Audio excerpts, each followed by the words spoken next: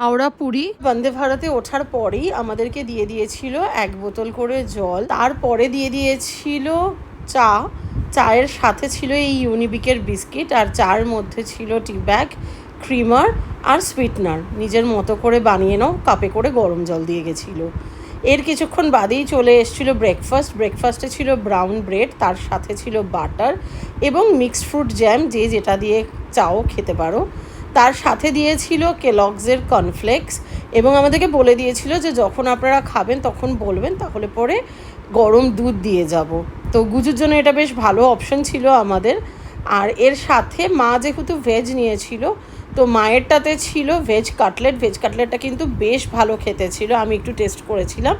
আর আমাদেরটাতে veg কাটলেটের পরিবর্তে ছিল omelette. এছাড়াও প্রত্যেকটা সিটেই ছিল 2টো করে কলা, আর শেষ পাতে ছিল দই, যেটা একদমই ভালো কোয়ালিটি ছিল না।